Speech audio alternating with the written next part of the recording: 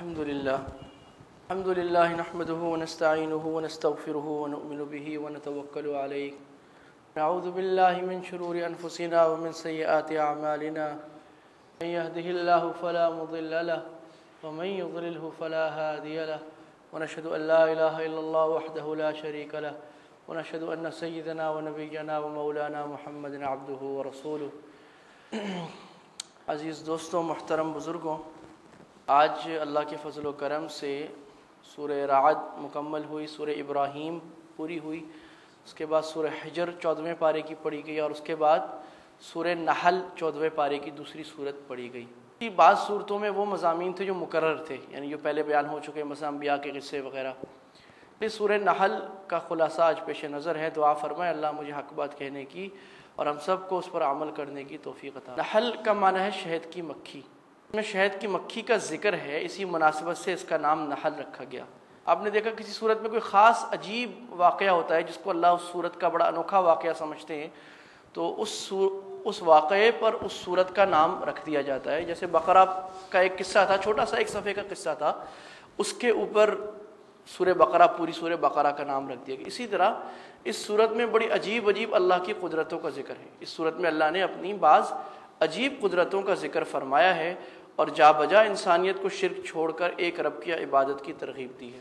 ان قدرتوں میں سب سے زبردست اعلیٰ قدرت شہد کی مکھی ہے۔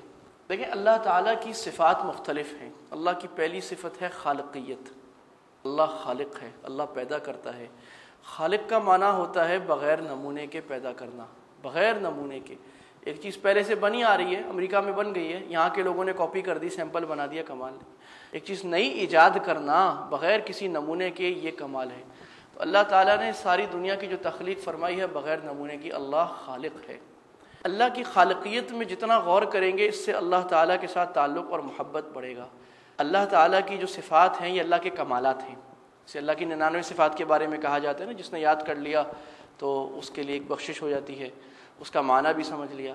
وجہ کیا ہے کہ کسی آپ کو کوئی شخص پیارا ہے، اس کے جتنے کمالات آپ پر کھلیں گے، اس کی محبت اور اس کی عظمت بڑھے گی کہ وہ آدمی اتنا اچھا ہے، اوہ ہو، کسی بڑے عالم کی باتیں عظمت کھلتی چلی جائے گی۔ کوئی بہت ہنرمند آدمی ہے اور اس کے کمالات آپ پر جتنے آپ پڑھیں گے، اس کی محبت اور عظمت بڑھے گی۔ اسی طرح اللہ پورے قرآن میں اپنے کمالات کا ذکر کرتا ہے۔ دیکھو اللہ یہ ہے، اللہ یہ ہے، اللہ یہ ہے، اللہ ایسا عجیب چیزیں پیدا کرنے، ایسی کمال۔ مقصد کیا ہے کہ اللہ کی محبت اور عظمت دل میں آ جائے، اف یہ بھی ایک بات۔ دوسرا مقصد اللہ کی مخلوق میں غور و فکر کرنے کا یہ ہوتا ہے، یا اللہ تعالیٰ کی انعامات میں دیکھنے کا، کہ یہ سارے انعامات اللہ نے ہمارے لیے کی ہیں۔ دنیا میں جتنی مخلوق بنائی ہے اللہ نے انسانوں کے لیے بنائی ہے۔ تو جب کوئی آدمی کسی پر انعامات کرتا ہے اور مہربانی کرتا ہے تو اس کا شکر بڑھتا ہے اور اس کے آگے آدمی کا سر جھک جاتا ہے۔ اللہ سارے قرآن میں اپنی نشانیاں اس لیے ذکر فرما رہے ہیں کہ تم دیکھو یہ سارے انعامات میں نے تمہارے لیے کی ہیں، اور آگے تم ہی میری نافرمانی کرنے لگ جاؤ تو بتاؤ اس سے بڑی حماقت کیا ہوگی۔ تو اللہ یہ بتا رہے ہیں کہ یہ سارے انعامات میں نے کی ہیں۔ اسی لیے یہی وجہ ہے کہ قرآن مجید کا ایک اسلوب ہے تدبر، غور و فکر، اللہ کی مخلوق میں غور و فکر کرنا، آسمان میں غور و فکر، زمین میں غور و فکر، اللہ کی عجیب تخلیق میں غور و فکر۔ اس پہ قرآن مجید نے جگہ جگہ انسانی عقل کو کھٹکھٹایا ہے، جس کو ہم کہتے ہیں دلائل عقلیہ۔ اب یہ غور و فکر کی سطح ہے۔ ایک سطح ہے دیہاتی آدمی کی، دیہاتی آدمی بھی غور و فکر کرے گا آسمان پہ اپنے حساب سے، مجھ میری یہ ہو گئی، میری بھینس میں سے ایسا نکل گیا تھا۔ ایک شہری آدمی غور و فکر کرے گا، ایک کم پڑھا لکھا، ایک زیادہ پڑھا لکھا، ایک بہت پڑھا لکھا۔ کوئی رازی اور غزالی جیسے لوگ ہوں گے، امام ابو حنیفہ مالک جیسے لوگ ہوں گے، ان کا غور و فکر ہمارے غور و فکر سے بہت اونچا ہوگا۔ تو قرآن ہر آدمی کو اس کی سطح پر آ کر مخاطب کرتا ہے، لیکن غور و فکر کی کوئی حد نہیں ہے۔ اللہ کی ایک مخلوق کو لے لیں اور ایک قدرت کو لے لیں، اس میں غور و فکر کیے جائیں وہ ختم نہیں ہوگا۔ اس میں جو اللہ کی قدرتیں ہیں یہ ختم نہیں ہوں گی اور قیامت تک ختم نہیں ہوں گی۔ یہی وجہ ہے اللہ تعالیٰ نے جو دلائل عقلیہ ذکر کیے ہیں ان صورتوں میں، ان دلائل عقلیہ کے اندر مزید اللہ کے انعامات، کمالات نکلے جا رہے ہیں، ختم نہیں ہو رہے، اور وہ قیامت تک ختم نہیں ہوں گے۔ خصوصاً جب سے سائنس کی ترقی ہوئی ہے تو قرآن کی تفسیر یا تعویل کا ایک نیا شعبہ آیا ہے، جس کو کہتے ہیں آیات تکوینیہ۔ اللہ نے اس دنیا کو بنایا ہے، کون ہے، اور یہ کریشن جو اللہ کی ہے، اس کے اندر سائنٹیفکلی غور کرنا اور اس کو پھیرنا قرآن کی طرف، کہ دیکھو یہی بات اللہ نے قرآن میں 1400 سال پہلے کہی تھی، یہ آج سائنسدانوں کو سمجھ میں آئی، اور یہاں سے قرآن کا اعجاز ثابت کرنا قرآن کی ایک خاص صفت ہے، قرآن معجز کتاب ہے. آپ نے سنا ہوگا اعجاز قرآن، قرآن اعجاز ہے، عاجز کرتا ہے. قرآن کس میں عاجز کرتا ہے؟ قرآن ہر آدمی کو اس کے فن میں عاجز کر دیتا ہے. ہر آدمی جو اپنا فن لے کر قرآن کے مقابلے میں آئے گا، قرآن اس کو عاجز کر کے بھگا کر نیچے گھٹنوں کے تلے ڈال دے گا. رسول اللہ صلی اللہ علیہ وسلم کے زمانے میں چونکہ عربوں میں زبان و فن اور شعر و شاعری کا فن تھا، لہٰذا وہ آپ صلی اللہ علیہ وسلم کے مقابلے میں شعر لے کے آئے. تو قرآن نے شعر میں اور کلام میں ان کو عاجز کیا.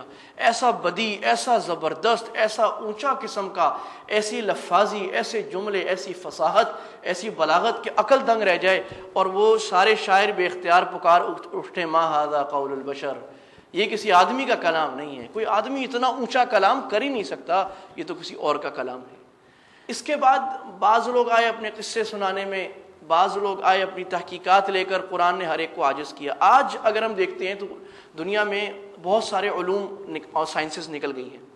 ان سب علوم کو اگر دیکھیں کہیں نہ کہیں قرآن نے ان کو عاجز کیا ہے. ان میں ایک سائنس بھی ہے، سائنس کے بہت سارے شعبے ہیں، سائنس کے تمام شعبوں کو قرآن نے عاجز کیا ہے. یہاں ہمارا مقصد یہ نہیں کہ ہم قرآن کو سائنس پر پرکھیں، بلکہ سائنس کو قرآن پر پرکھتے ہیں. اور سائنس کی جو تحقیق قرآن کے مطابق ہے، ہم کہتے ہیں دیکھو یہ تو اللہ نے 1400 سال پہلے کہی تھی، جب کوئی ایک دوربین اور خوردبین بھی ایجاد نہیں ہوئی تھی اس وقت. اور تم آج کروڑوں اربوں روپے کی ایجادات کر کے یہ بات ہمیں بتا کر بڑا اپنا کمال جتا رہے ہو. ہمارے رب نے تو 1400 سال پہلے بتا دی تھی.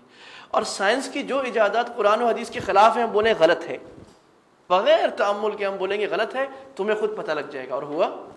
چنانچہ سائنس کی ایجاد تو ہر 50 سال بعد بدلتی ہے نا. تو پہلے جو ایجادات تھیں وہ غلط ہو گئیں.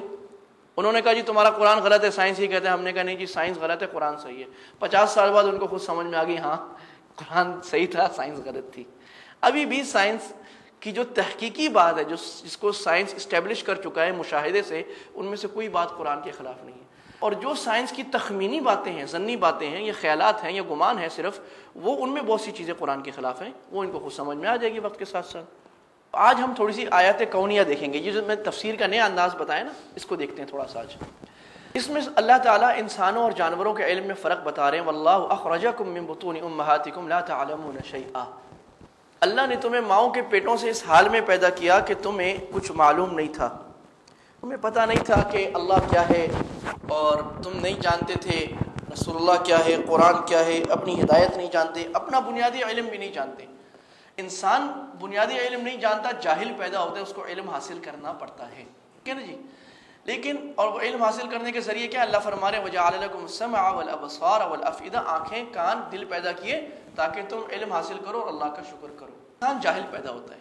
لیکن جانور اور اللہ کی ساری مخلوقات، یہاں تک کہ جمادات جن میں ہم سمجھتے ہیں لائف نہیں ہے لیکن لائف ہے اس کے اندر حیات ہے، وہ بھی اپنا بنیادی علم لے کر پیدا ہوتے ہیں. شیر پیدا ہوتا ہے، اس کو پتہ ہوتا ہے میں نے گوشت کھانا ہے اور میں نے جھپٹنا ہے. اور باز پیدا ہوتا ہے، اس کو پتہ ہے میں نے اڑنا ہے. اور بکری پیدا ہوتی ہے، اس کو پتہ ہے میں نے میں کرنا ہے، میں نے گائیں کھانی ہے، میں نے گھاس کھانا ہے، میں نے جھپٹنا پلٹنا نہیں ہے. ہرن کا بچہ پیدا ہوتا ہے، وہ 4 گھنٹے بعد دوڑنے لگ جاتا ہے. اس کو ایک سکھایا. تو یہ ساری چیزیں جو ہیں یہ اللہ تعالیٰ جانوروں کو سکھا کر بھیجتے ہیں، انسانوں کو سکھا کر نہیں بھیجتے. یہ کیوں ہے؟ یہ اس طرح کہ پتہ لگے کہ یہ جانور، اس کو جو علم دیا ہے وہ اللہ نے دیا ہے. ایسا عجیب علم کہ ساری دنیا کے عقل مند کوئی بھی توجیحات کر لیں، وہ علم جانوروں کو نہیں آ سکتا بجائے اس کے کہ کسی نے سکھایا ہو ماں کے پیٹ میں ان کے یا ایک کے اندر. معلوم ہوا کہ جانور جب پیدا ہوتا ہے اس کو زبردست قسم کا علم دینے والی کوئی ذات ہے. اس کو سائنسدان بھی مانتے ہیں، ہاں ہے. وہ اس کو کہتے ہیں ایک اعلی عقل، انٹلیکٹ. یہ نہیں کہتے وہ انٹلیکٹ کون ہے بھائی یہ تو بتا دو، چلو بس کہتے ہیں ہے کوئی. کون ہے؟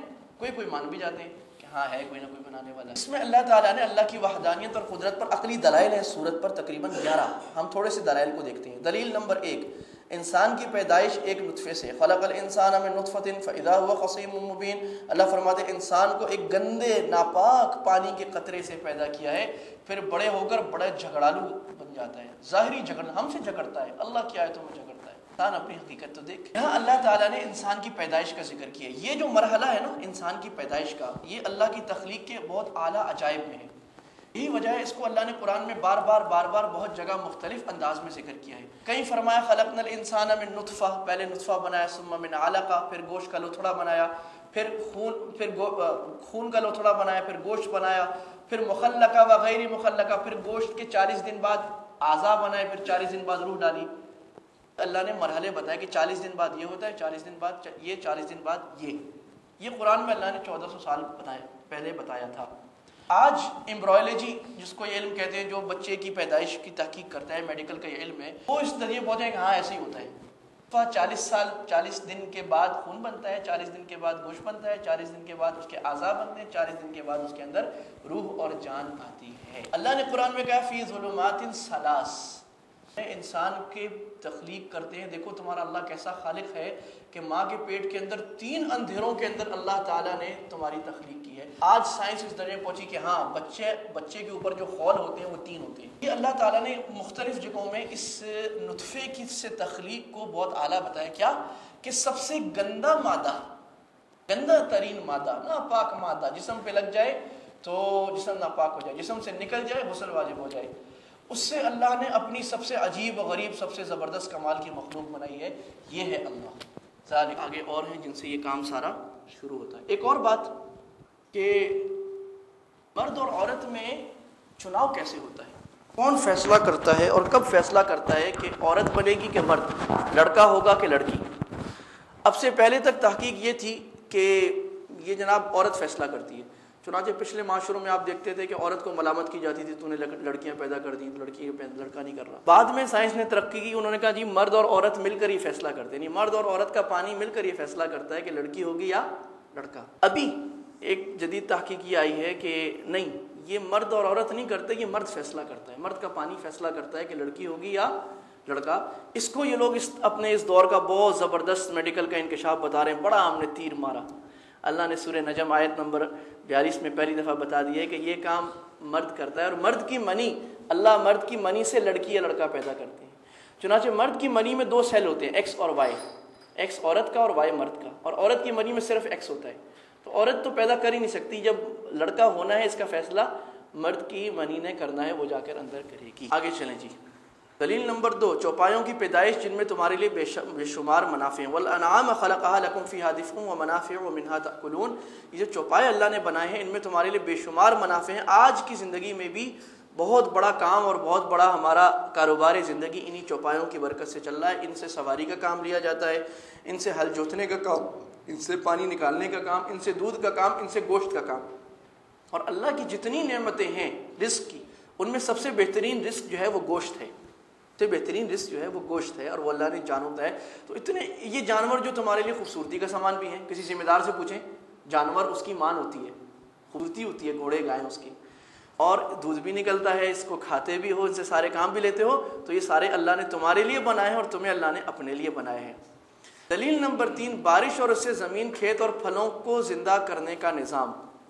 اب اس میں بھی قرآن مجید نے بارش کے نظام کو کم از کم قرآن میں 6-8 جگہ بیان فرمایا ہے، اور ہر جگہ مختلف قسم کی اس میں عبرتیں بتائی ہیں۔ اس کو بھی دیکھتے ہیں۔ سورت میں آیت ہے الم تر ان اللہ یزی سحابا، اللہ تعالیٰ بادلوں کو ہکاتا ہے، ثم یؤلف بینہم، پھر ان کو آپس میں جمع کرتا ہے، ثم یجعلوا رکاما، پھر وہ بدلیاں بنتی ہیں، پھر ان کے درمیان سے بارش نکلتی ہے۔ کئی اللہ نے فرمایا اللہ ہواؤں کو چلاتا ہے، ہوائیں اٹھا کے پانی کو لے جاتی ہیں اور جا کر بارش برساتی ہیں۔ یہ مختلف باتیں اللہ نے اشارے فرمائے ہیں۔ اب یہ سورہ حجر دیکھیں جس کی ہم نے آج تلاوت کی ہے۔ اللہ فرماتے ہیں وَأَرْسَلْنَا الرِّيَاحَ لَوَاقِحَ، ہم نے ہواؤں کو بنایا پانی اٹھانے والی، پھر وہ آسمان سے پانی کو گراتے ہیں۔ فَأَنزَلْنَا مِنَ السَّمَاءِ مَاءً، پھر اللہ تمہیں پانی سے سیراب کرتا ہے۔ وَمَا أَنْتُمْ لَهُ بِخَازِنِينَ، تم سارا زور بھی لگا لیتے، تم یہ سارا پانی جمع نہیں کر سکتے تھے، اللہ نے جمع کیا ہے۔ ماضی میں اتنی بات تو تھی کہ لوگوں کو معلوم تھا کہ ہوا بارش میں اتنا کردار ادا کرتی ہے کہ بادلوں کو ہکاتی ہے، لیکن اس سے آگے کچھ نہیں پتا تھا۔ لیکن اس صدی کے آغاز میں لوگوں کو پتہ لگا، سائنسدانوں کو، کہ ہوا کے بہت زیادہ کام ہے اور کلیدی کردار ہوا ادا کرتی ہے بارش کے نزول میں۔ اب یہ جو معلوم ہوا ہے یہ بہت اربوں کھربوں کی مشینوں سے اور کتنے 20 سالوں کی تحقیقات اور ہزاروں سائنسدانوں کے لگنے کے بعد یہ بات معلوم ہوئی ہے جو اللہ نے 14 سال پہلے بتائی تھی۔ کہہ رہے جی جو طے ہوتی ہے سمندر کی، اس کے اوپر جو فومنگ ایکشن ہوتا ہے اور وہ ٹکراتی ہے تو ببل نکلتے ہیں اور ببل پھٹتے ہیں، اور یہ لاکھوں کھربوں چھوٹے چھوٹے ببل، اور جو 1 ملی میٹر کے بھی ہزارویں درجے میں ہوتے ہیں، وہ اوپر نکلتے ہیں اور اوپر اڑتے ہیں۔ ان کو ایروسول کہا جاتا ہے۔ ہوا ان کو پھر ایروسولز کو ہوا اٹھاتی ہے اور ان کو ذرا اوپر لے جاتی ہے۔ جب اوپر لے جاتی ہے، اوپر جا کر یہ مٹی سے مل جاتے ہیں، چھوٹے چھوٹے پانی کے قطرے اوپر جاتے ہیں اور جا کر مٹی سے مل جاتے ہیں، مٹی سے مل کر یہ پھر پانی کے قطرے اور ڈراپلیٹ بن جاتے ہیں اس قسم کے ہوا کے اندر۔ یہ ڈراپلیٹ اوپر جاتے ہیں اور اوپر جا کر پھر بادل بنتے ہیں، یعنی یہ بادل بنتے ہیں، جو ڈراپ ہوتے ہیں یہ اوپر جا کر ان کو ہوا لے جاتی ہے، بادل بنتے ہیں۔ جب یہ بادل بنتے ہیں تو پھر ہوا ایک اور کام کرتی ہے، وہ پھر بادلوں کو ہکاتی ہے اور ہکا کر پھر کسی جگہ برساتی ہے۔ یہاں تک تو بات صحیح ہے کہ یہ سائنٹیفکلی ہوتا ہے، اللہ کرتا ہے، لیکن یہ کہیں بادل برس جاتا ہے کہیں بادل نہیں برستا، اس کی کیا وجہ ہے؟ بادل بن گیا، ڈراپلیٹ بن گئے، پانی ہے، یہاں نہیں برس رہا، بنا یہاں پر ہے، کراچی میں بنا ہے اور برس رہا ہے حیدرآباد میں جا کر، اس کی کیا وجہ ہے؟ اس کی وجہ سائنسدانوں کو آج تک نہیں سمجھ میں آئی ہے۔ یہ آ جائے گی کبھی تو یہ بھی قرآن مجید سے ثابت ہے۔ اللہ فرما رہے میں جو کرتا ہوں، اللہ جہاں چاہتا ہے بارش کو برساتا ہے، من السمان فاسقط، جہاں اللہ چاہتا ہے، جہاں نہیں چاہتا وہاں نہیں برساتا، اللہ کی مشیت ہے۔ ایک اور قرآن مجید میں جو بارش کے بارے میں بات ہے، اللہ فرماتے ہیں انا انزلنا من السماء ماء بقدر، سورہ زخرف آیت نمبر 11، ٹھیک ہے، ڈیو میجر، یعنی اللہ تعالیٰ ایک اندازے سے بارش کو نازل فرماتے ہیں، اندازہ ہے، ایک لگا بندہ اندازہ ہے، اس کے مطابق ہر سال بارش آ رہی ہے، اس لگے بندے اندازے کے مطابق پانی اوپر جا رہا ہے، نیچے آ رہا ہے، اللہ نے پہلے۔ اب یہ جو اندازہ ہے کہ کتنا کچھ پانی آ رہا ہے، یہ ابھی پتہ لگا ہے 16 ملین ٹن پانی ایک سیکنڈ میں اوپر جاتا ہے دنیا سے، 3 ملین ٹن پانی ایک سیکنڈ میں اوپر جاتا ہے اور 16 ٹریلین ٹن ہی نیچے آتا ہے، ٹھیک ہے، ایک سیکنڈ میں۔ یہ اندازہ اللہ نے کیسے کیا ہے کہ جتنا اوپر جا رہا ہے اتنا نیچے آ رہا ہے، یہ آج ان کو ماڈرن مشینوں سے پتہ لگا ہے۔ اللہ نے ایک ایسا نظام بنایا ہے کہ جتنا جا رہا ہے اتنا، اگر زیادہ آ جائے سیلاب آ جائے گا، اگر کم آئے خشکسالی آ جائے گی اور زمین میں حیات ختم ہو جائے گی، اور زمین کی حیات اللہ نے بنائی پانی سے ہے۔ اگر لوگ اپنی دنیا کی ساری ٹیکنالوجیاں آج بھی یوز کر رہے ہیں، لوگ پانی کو خزانہ نہیں کر سکتے۔ اللہ کہتے ہیں وما انتم لہو بخازنین، تم اس زمین کو خزانہ، پانی کو خزانہ نہیں کر سکتے۔ اگر اس میں ذرا سا امبیلنس ہو جاتا، اس کا توازن پانی کا خراب ہو جائے تو زمین ایسی خشک ہو جائے گی اور خشک ہو کر ختم ہو جائے گی۔ اس کا معلوم یہ ہوا کہ ہر وقت میں بارش کا پانی جتنا اوپر جا رہا ہے اتنا ہی نیچے آ رہا ہے، اور ایک سال میں تقریباً 521 ٹریلین ٹن پانی آتا جاتا ہے آسمان دنیا کے اوپر اور دنیا سے نیچے جائے۔ کون انسان ہے، کون سی مشین نکلی ہے جو اتنا پانی لے جائے، اتنا پانی نیچے لائے؟ پھر ایک اور نظام اس میں یہ ہے کہ اللہ تعالیٰ نے یہ جو پانی کو سٹور کیا ہے، آپ دیکھو اگر میٹھا پانی آپ سٹور کر دو نا کسی جگہ، وہ خراب ہو جائے گا۔ سمندروں میں اللہ نے سٹوریج کیا ہے پانی کو، یہ اکثر پانی سمندروں میں سٹوریج ہے، تو اس سمندروں میں سٹوریج کر کے سمندروں کو اللہ نے نمکین بنایا۔ نمکین اس لیے بنایا کہ پانی خراب نہ ہو۔ اگر سمندر نمکین نہیں ہوتے، سارے خراب ہو جاتے اور پوری دنیا بدبو سے خراب ہو جاتی، تباہ ہو جاتی۔ اب تم ڈال لو کنٹینر بھر بھر بھی نمک ڈالو تو کتنے پانی پہ ڈالو گے؟ یہ کام تم نہیں کر سکتے تھے، یہ کام اللہ نے کیا ہے۔ آگے چلیں جی، اس کو دیکھ لیں، یہ بات جو بھی بات کی ہے نا ہم نے۔ پہلی بات یہ بارش کے ذریعے زمین کی حیات ہے۔ اللہ نے خود فرمایا میں نے دنیا میں ہر چیز کی حیات اور لائف کس سے رکھی ہے؟ پانی سے، بنیادی چیز ہے۔ بارش سمندر کے پانی سے بنتی ہے۔ سمندر کے اوپر کی تہہ میں 1 ملی میٹر کی بھی 10ویں حصے میں اللہ نے ایسا مادہ رکھا ہے جس میں لوہا، تانبا اور دیگر ایسی دھاتیں ہیں جو زمین کی زندگی کے لیے انتہائی اہم ہے۔ اس تہہ کو سرفیس ٹینشن ڈراپلیٹس کہا جاتا ہے۔ اگر اللہ بارش میں یہ مادہ نہ ڈالتے تو آج ہم زندہ نہ ہوتے۔ نمبر 2، بارش کے بادل جو بظاہر ہلکے نظر آتے ہیں، ان میں ہر ایک بادل اپنے اندر 3 لاکھ ٹن پانی رکھتا ہے۔ ایک بادل میں 3 لاکھ ٹن پانی، اندازہ کریں کتنا ہے، ایک ٹن پانی کا اندازہ کریں کتنا، 3 لاکھ ٹن پانی۔ اس لیے اللہ فرما رہے حتی اذا اقل سحابا ثقالا، جب یہ بادل بوجھل ہو جاتا ہے پانی سے، تو اللہ نے پہلے فرما دیا کہ بادل زبردست بوجھ والا ہے، ان کو آج سمجھ میں آ رہی ہے اور اپنا بڑا کارنامہ بتا رہے ہیں۔ نمبر 3، اللہ فرماتے ہیں ہم بارش ایک حساب کے ساتھ اتارتے ہیں۔ سورہ زخرف کی آیت دیکھ لی ہم نے، والذی نزل من السماء ماء بقدر، تو اللہ نے وہ اندازہ بتا دیا۔ چنانچہ ایک سال میں 530 کھرب ٹن پانی اللہ بادلوں میں لے جاتے ہیں اور اتنا ہی نیچے آتا ہے۔ دلیل عقلی نمبر 4، سمندر جیسی طاقتور اور ہیبت ناک مخلوق تمہارے لیے اللہ نے مسخر فرما دی۔ وَهُوَ الَّذِي سَخَّرَ الْبَحْرَ لِتَأْكُلُوا مِنْهُ لَحْمًا طَرِيًّا وَتَسْتَخْرِجُوا مِنْهُ حِلْيَةً تَلْبَسُونَهَا، اس میں سے کیا کرتے ہو جی؟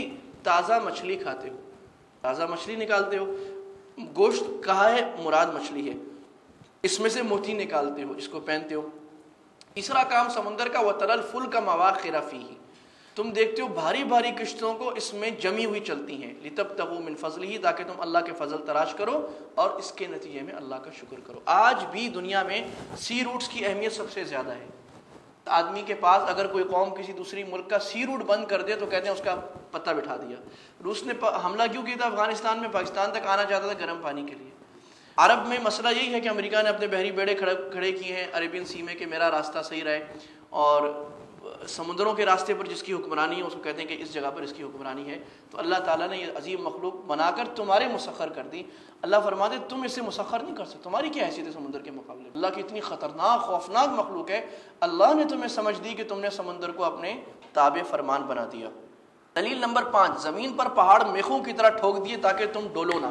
اب دیکھو اوپر سے پہاڑ کیا نظر آ رہے ہیں، جتنا ہے اتنا ہی ہے، یہی نظر آ رہا ہے۔ اللہ کیا کہہ رہے ہیں؟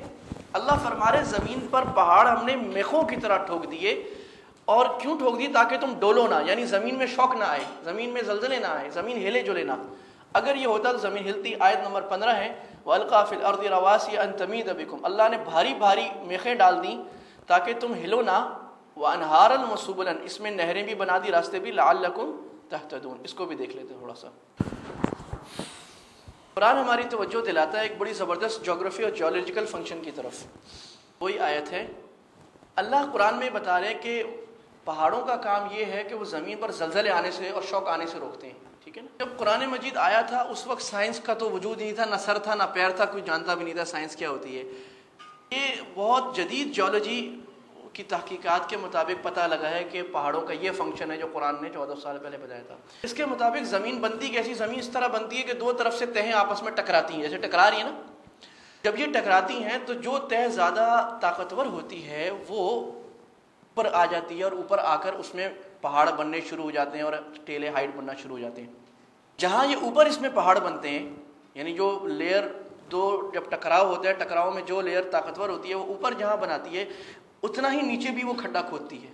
سائنسدانوں نے اس کو اپنی سائنسی زبان میں یہ کہا ہے، اس کو کہتے ہیں جہاں دو تہوں میں ایک تہ زیادہ موٹی ہوتی ہے، جو کرسٹ ہوتا ہے زمین کا وہ نیچے طرح چلا جاتا ہے، بہت نیچے چلا جاتا ہے، جہاں اوپر جاتا ہے اتنا ہی نیچے جاتا ہے، اور نیچے جا کر اپنے پاؤں جما کر زمین کو مضبوط کر کے پکڑ لیتا ہے۔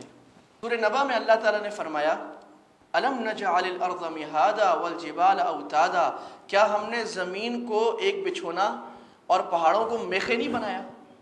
ایک بچھونا ہوتا ہے، ایک لکڑی ہوتی ہے، اس میں میخیں ڈال کر بند کر جاتا ہے۔ تو اللہ نے فرمایا زمین کو بچھونا، اور جیسے کپڑا ہے نا، کسی ہوادار جگہ پہ آپ کپڑا رکھیں تو کیا رکھیں گے؟ اس پہ بوجھ رکھیں گے۔ اللہ فرمانے زمین کو بچھونا اور آسمان کو ہم نے اس کے پہاڑوں کو میخیں بنائے ہیں۔ یہی بات یہاں آج پتہ لگ رہی ہے ان کو۔ سادی مثال ایسی ہے کہ آپ نے بہت سارے لکڑی کے تختوں کو جوڑنا ہو تو کیسے جوڑیں گے؟ لکڑی کے تختوں میں کیل لگائیں گے نا۔ تو اللہ فرما رہے زمین کی تہ کو ایسے جوڑا، زمین تہیں ہیں، اس میں کیل لگا کر پہاڑوں کی شکل میں اللہ تعالیٰ نے زمین کو بند کر دیا، ان تمید بکم، تاکہ یہ نہ ہو کہ تم ڈولتے رہو، تم ہلتے رہو، کبھی یہاں گر رہے ہو، کبھی وہاں گر رہے ہو، کبھی یہاں زلزلہ آ رہا ہے، کبھی یہاں۔ اس سارے پروسیس کو یہ لوگ کہتے ہیں آئسوسٹسی۔ ان کو ابھی نئے نئے نام نکال لو گے نہیں نا، قرآن نے تو ہمیں پہلے سادے الفاظ میں بتا دی ہے، آپ یہ کام کرتے رہیں اور نکالتے رہیں۔ یہ ہے اللہ اور اللہ کی قدرت۔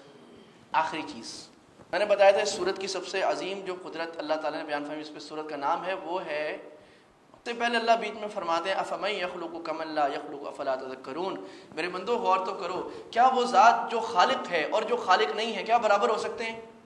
ایک ذات ہے جو خالق ہے اور ایسی زبردست اور کمال کی خالق ہے، اور دوسرے وہ معبودان باطلہ جن کو تم اللہ کے سامنے اللہ کے سوا اپنے حاجات میں پکار رہے ہو، ان سے دعائیں کر رہے ہو، قبر والوں سے جو مکھی نہیں اڑا سکتے اپنے اوپر سے، یہ برابر ہیں؟ کوئی عقل تو کرو، افلا تذکرون، نصیحت نہیں حاصل کرتے؟ اللہ نے فرمایا وَإِن تَعُدُّوا، اللہ تیری نعمتیں کتنی ہیں؟ اللہ کہہ رہے ہیں بے شمار۔ ان تعدوا نعمت اللہ لا تحصوها، اللہ کی نعمتوں کو شمار کرتے رہو، مر جاؤ گے، لا تحصوها، احاطہ نہیں کر سکو گے اللہ کی نعمتوں، قیامت تک احاطہ نہیں کر سکو گے۔ کیوں؟ اس لیے اللہ بڑا غفور الرحیم ہے۔ الرحیم یہاں پر کیوں کہا؟ یہاں تو ہونا چاہیے تھا کہ اللہ تعالیٰ بڑی قدرت والا ہے۔ اللہ کہہ رہے ہیں میری نعمتوں کا تم احاطہ نہیں کر سکتے، تو ہونا تو یہاں اللہ بڑی قدرت والا ہے۔ اللہ کہہ رہے بڑا غفور الرحیم ہے۔ جوڑ کیا ہوا؟ جوڑ یہ ہوا کہ اللہ اتنی نعمتوں والا ہے، نعمتوں کی برسات کرتا ہے، اور تم پھر بھی نافرمانی کرتے ہو، اللہ پھر بھی تمہیں معاف کرتا ہے۔ اللہ بڑا غفور رحیم ہے۔ دلیل عقلی نمبر 6، اللہ کی عجیب مخلوق شہد کی مکھی۔ پہلے آیت دیکھ لیں، اللہ کہہ رہے ہیں وَحَا رَبُّكَ إِلَى النَّحْلِ أَنِ اتَّخِذِي مِنَ الْجِبَالِ بُيُوتًا وَمِنَ الشَّجَرِ وَمِمَّا يَعْرُشُونَ۔ اللہ نے وحی کی شہد کی مکھی کی طرف کہ پہاڑوں میں گھر بناؤ، درختوں میں گھر بناؤ، اور جہاں گھروں میں اپنی جگہ بناؤ۔ ثُمَّ كُلِي مِن كُلِّ الثَّمَرَاتِ فَاسْلُكِي سُبُلَ رَبِّكِ ذُلُلًا۔ جی اس کو بھی دیکھتے ہیں۔ یہ عجیب نشانی ہے، اس کو بھی دیکھ لیتے ہیں۔ یہ اللہ نے پوری آیت لکھی ہے کہ شہد کی مکھی کے اللہ نے رہنمائی کی ہے، اس کے لیے راستے بنائے ہیں، اس کو بولا یہاں سے نکلو، اس کے پیٹ میں سے پاکیزہ شراب نکلتی ہے جو تمہارے لیے بہت زبردست رزق ہے، کھانا بھی ہے اور شفا بھی ہے۔ یہ اللہ نے شہد کی بھی ساری خصوصیات ایک آیت میں اللہ نے ساری ہزاروں صفحے کی سائنس سمو کر بتا دی ہے۔ اب تم کرتے رہو تحقیقات۔ پھر جب آپ باغ میں جائیں گے تو آپ کو ایک بڑی زبردست مخلوق نظر آئے گی جو شہد کی اور اس کے پیٹ سے ایک بڑے ہی مزیدار قسم کا مشروب نکلتا ہے جسے شہد کہا جاتا ہے۔ یہ جیسے انسان کالونیز میں رہتے ہیں، یہ بھی کالونیز میں رہتی ہیں، محلوں میں رہتی ہیں، اپنا محلہ کالونی بنا کر اکٹھے رہتی ہیں۔ چھتا ہوتا ہے، چھتے کے اندر ہزاروں لاکھوں چھوٹے چھوٹے خانے ہوتے ہیں، اور یہ خانے ہیکساگون شکل میں ہوتے ہیں، یعنی 6 کونوں والے ہوتے ہیں۔ اب اس کو جا کر پھولوں سے رس نکالنا ہے، اس کا ایکسٹریکٹ نکالنا ہے، اور وہ لے کر آ کر اپنے چھتے میں آنا ہے اور اس کو پروسیس کر کے پھر شہد بنانا ہے۔ اور جدید سائنٹیفک ریسرچ یہ بتاتی ہیں کہ آدھا کلو شہد نکالنے کے لیے شہد کی مکھی کو 4 لاکھ پھولوں پر بیٹھنا پڑتا ہے۔ آدھا کلو شہد نکالنے کے لیے 4 لاکھ پھولوں پر بیٹھنا پڑتا ہے۔ یہ انہوں نے طبقے بنائے ہوئے ہیں۔ ایک بی ہوتی ہے، اس کا نام ہوتا ہے اسکاؤٹ، وہ گشتی ہوتی ہے، وہ جا کر دیکھتی ہے کہ کن پھولوں میں شہد ہے، وہ صرف یہ کام سروے کرتی ہے۔ سروے کر کے وہ آ کر چھتے میں بتاتی ہے مزدوروں کو کہ بھی وہ اس فلاں جگہ پھولوں میں شہد ہے، ابھی تم جاؤ۔ ابھی آپ دیکھیں نا، اگر مکھی کے سائز کے اوپر آپ آئیں تو یہ بہت بڑی جگہ ہے اس کے لیے، اور اتنے راستے چلنا بہت مشکل ہے۔ یہ سوال یہ ہے کہ یہ اپنے چھتے تک واپس کیسے آتی ہیں گمے بغیر؟ یہ اندر آ کر پھر مزدور مکھیوں کو بتاتی کیسی ہے کہ ہم نے کہاں پر شہد دیکھی ہے؟ دور گم گھام کے آتی ہیں۔ اب جب اس کی ہم تحقیق کرتے ہیں تو ایک بڑے دلچسپ قسم کے حقائق ہمارے سامنے آتے ہیں۔ لیکن یہ ایک شہد کی مکھی ہے جس کو پھولوں میں ذخیرہ مل گیا کہ یہاں پر شہد نکل سکتا ہے۔ اب یہ واپس جا رہی ہے، اب یہ جا کر مزدور مکھیوں کو بتائے گی کہ بھئی یہاں پر یہ ہے۔ اب اس نے بتانا ہے، اب یہ بتانے کا طریقہ کیا ہے اس کا، یہ دیکھیں ذرا۔ پہلے یہ وہ ٹیسٹ کراتی ہے، دیکھو بھئی یہ میں لے کے آئی ہوں نمونہ، کیسا ہے آپ کے خیال میں؟ وہ کہتے ہیں ٹھیک ہے، یہ راستہ بتاتی ہے کہ دیکھو اب میں تمہیں بتاؤں تمہیں کہاں جانا ہے۔ بڑا ہی عجیب اور دلچسپ طریقہ ہے۔ یہ ناچتی ہے، چھتے کے اندر ناچتی ہے، اور ناچ کے اشارے بتاتی ہے کہ یوں جاؤ، دائیں جاؤ، بائیں جاؤ، سیدھا جاؤ، اوپر جاؤ، نیچے جاؤ۔ اوپر نیچے بھی بتانا ہے نا۔ اور یہ جو ہلتی ہے اور وائبریٹ کرتی ہے، اس سے وہ راستہ سمجھ لیتے ہیں کہ ہاں ایسے جانا ہے، دائیں جانا ہے، بائیں جانا ہے، اور یہاں جا کر وہ آگے پہنچ جاتے ہیں۔ اس کو ساری باقی جتنی مکھیاں ہوتی ہیں وہ غور سے دیکھ لیتی ہیں اور آگے بتا بھی رہے ہیں، یہ ڈائریکشن بھی بتا رہے ہیں کہ کون سی حرکت کا کیا مطلب ہے، جب وہ یوں کرے تو کیا مطلب ہے، جب یوں کرے تو کیا مطلب ہے، جب ہلائے دم ہلائے تو کیا مطلب ہے، کون سی ڈائریکشن کی طرف پوائنٹ کر رہی ہے۔ اتنی چیزیں اللہ تعالیٰ نے باریک اس کو بتا کے دائیں جا رہی ہے، بائیں جا رہی ہے، تو یہ پوری ڈائریکشن بتا رہی ہے۔ یہ ہے کہ یہ جو پوزیشن اپنی سمجھاتی ہے نا، سورج کے حساب سے بتاتی ہے کہ سورج ادھر ہے تو سورج کے اس اینگل پہ آپ نے ادھر جانا ہے، ادھر جانا ہے۔ سورج کے حساب سے ڈائریکشن سمجھاتی ہے۔ ابھی سورج ادھر ہے، اس کے حساب سے دائیں جانا، بائیں جانا، آگے جانا۔ مسئلہ یہ سورج تو ہل رہا ہوتا ہے روز، سورج تو ایک جگہ ہے نہیں، یہ کیسے پتہ لگتا ہے کہ سورج ابھی کہاں ہوگا؟ تو کہتے ہیں یہ اللہ تعالیٰ نے ان کے اندر وہ علم ڈالا ہے، ان کو پتہ لگ جاتا ہے کہ جب مکھی نے جس ٹائم بتایا ہے اس وقت سورج کہاں ہوگا، اور جب ہم سفر کریں گے اس وقت سورج ہر منٹ میں 4 ڈگری اینگل تبدیل کرتا ہے، تو یہ کہاں ہوگا، اس کے حساب سے دیکھ داکھ کے یہ اپنی جگہ پر پہنچ جاتی ہیں اور اللہ جا دیتا ہے۔ اب یہ سب کچھ سمجھ کر یہ مکھیاں چلی جاتی ہیں اپنے ہدف کی طرف، اور وہاں جا کر راستے میں پہنچنا شروع ہو جاتی ہیں۔ اس کو ایک زبردست قسم کا سائنسدانوں نے ایکسپیریمنٹ کیا تھا کیلیفورنیا میں۔ انہوں نے مکھیوں کو مارک کیا کہ کون سی مکھی کہاں جاتی ہے اور کس کا کہاں جاتا ہے، تو جس مکھی نے جس کو جہاں بتایا تھا وہ اسی جگہ پہنچتی تھی، جا کر اپنا سفر پوری کر۔ مکھیوں میں اس شہد کی مکھی میں نا عیب قدرت بہت زیادہ ہیں، بہت وقت لگ جائے گا سب پر بات شروع کی ہے نا۔ تھوڑے سے میں عرض کرتا ہوں آپ کو۔ نمبر 1، ایک چھتے میں 20 سے 30 ہزار کھانے ہوتے ہیں، اتنے سے چھت پر۔ 2، یہ مسدس ہیکساگونل شکل کے ہوتے ہیں۔ اس کی کیا وجہ ہے؟ یعنی چکور نہیں ہوتے، تکون نہیں ہوتے، اسکوائر نہیں ہوتے، گول نہیں ہوتے۔ اس کی وجہ یہ ہے کہ اگر پیمائش کی جائے تو سب برابر ہوتے ہیں، حالانکہ ایک چھتا ہزاروں مکھیاں مل کر بناتی ہیں۔ اس کی ایک اور وجہ یہ ہے کہ 6 کونوں والی شکل ہے نا، یہ سب سے بہترین شکل ہے بنانے کے لیے۔ اس میں سب سے زیادہ کم ویسٹیج ہوتا ہے اور سب سے زیادہ شہد اسٹور ہو سکتی ہے، یہ ہیکساگون بناتی ہے۔ نمبر 3، چھتے میں شہد کا اسٹور میٹرنٹی ہوم ہوتا ہے، شہد کا اسٹور ہوتا ہے، فضلہ یعنی ویسٹ رکھنے کے لیے وہ کباڑ خانہ ہوتا ہے، اور یہ ساری جگہ چھتے کے اندر علیحدہ بنی ہوتی ہیں۔ ہزاروں مکھیوں پر ایک ملکہ حکمرانی کرتی ہے، ہر مکھی کی ڈیوٹی الگ ہے۔ کوئی معمار ہے، مزدور ہے، یعنی چھتا بناتی ہے، کوئی شہد جمع کرنے والی ہے، کوئی سپاہی ہے، کوئی صرف اسکاؤٹ ہے، شہد تلاش کرنے والی۔ جب ایک مکھی کو کوئی مقصد کے پھول ملتے ہیں تو چھتے میں آ کر باقی مکھیوں کو رقص کر کے پھولوں کا راستہ اور نقشہ سمجھاتی ہے۔ اندر آنے والی شہد کا کوالٹی کنٹرول ہوتا ہے، وہ آتی ہے نا شہد، تو ایسے نہیں کہ جو ہے کوالٹی کنٹرول ہوتا ہے. اگر کوئی مکھی اپنے ساتھ زہریلا مادہ باہر سے لے کے آئے پھولوں سے تو وہ جو کوالٹی کنٹرول پر مکھی بیٹھی ہوتی ہے اس کو ڈنگ مار کے مار دیتی ہے, ختم کر دیتی ہے کہ تاکہ خراب شہد اندر نہ آئے, میرے بندوں کو صحیح صحیح شہد ملے. یہ قدرتیں اللہ تعالیٰ نے جو شہد کی مکھی کے اندر بیان فرمائی ہیں. آخر میں اس صورت میں قرآن مجید کی وہ آیت ہے جس کو قرآن کی سب سے جامع ترین آیت کہا گیا ہے. تفسیر نے فرمایا یہ آیت ہے قرآن کی سب سے جامع ترین آیت ہے. ان اللہ, وہ خطبے میں پڑھتے ہیں, آپ لوگ کو یاد بھی ہو گئی خطبہ سن کے, ان اللہ یأمر بالعدل والاحسان وایتاء ذی القربى. اللہ حکم کرتا ہے نمبر 1 انصاف کا. دین سارا انصاف ہے. ماں باپ کے ساتھ اللہ کے ساتھ انصاف توحید, محمد الرسول اللہ کے ساتھ انصاف رسالت, آبا کے ساتھ انصاف ان کو معیار حق ماننا, قرآن کے ساتھ انصاف اس پر عمل کرنا, بیوی بچوں کے ساتھ انصاف, گھر والوں کے ساتھ, رشتہ داروں کے ساتھ انصاف. دین سارا انصاف ہے. نمبر 2 احسان. دین صرف انصاف کا حکم نہیں کرتا کہ جتنا اگلے نے تمہیں دیا تم اتنا ہی دے دو. دین احسان کا حکم کرتا ہے. اگلے نے جو تمہیں جتنا دیا ہے تم اس سے بڑھ کر دو, احسان کرو, برابری کا معاملہ نہیں کرو. اگلے نے تم پر کچھ احسان نہیں بھی کیا تم کر دو, احسان کا معاملہ کرو. فرض واجب تک نہیں رہو, صرف نوافل میں بھی آؤ. فرض واجب بدلہ کا ہے, احسان کرو, نوافل میں بھی آؤ, بڑھ کر دو. صرف زکوٰۃ نہیں ادا کرو, صدقات بھی ادا کرو. نمبر 3 رشتہ داروں کے ساتھ تعاون وایتاء ذی القربى. 3 چیزوں کا اللہ حکم کرتا ہے, ٹھیک ہے جی. 3 چیزوں سے روکتا ہے, کس سے؟ بے حیائی سے, منکر سے اور بغاوت سے. وینہا عن الفحشاء, بے حیائی, زنا, لواطت, شراب, جوا. نمبر 2 منکر, ہر قسم کے گناہ سے. نمبر 3 بغاوت, کسی انسان کے جان و مال پر بغاوت کرنا اور اس کو بلا وجہ کے لے لینا. ان چیزوں سے اللہ تعالیٰ روکتا ہے. کیوں؟ یعظکم لعلکم تذکرون. اللہ تمہیں نصیحت کر رہا ہے, شاید بھائی نصیحت حاصل کر. آگے اللہ تعالیٰ فرماتے ہیں وقلیل من عبادی الشکور. اتنا کہنے کے بعد بھی بہت تھوڑے بندے ہیں جو شکر گزار ہوتے ہیں, اکثر پھر بھی نہیں ہوتے, اتنا سن سن کے بھی سنی بن جاتے ہیں. اللہ تعالیٰ بھائی ہمیں اپنے شکر گزار بندوں میں بنائے. ان عبرتوں کو سن کر, اس قرآن کو سن کر اللہ ہمیں سینے میں قرآن اتارے, قرآن کا نور اللہ ہماری آنکھوں میں ڈالے. اللہ ہمیں بھی ایمان اور عمل کی توفیق دے اور اس کی دعوت بھی آگے دینے والا بنائے. وآخر دعوانا الحمدللہ رب العالمین.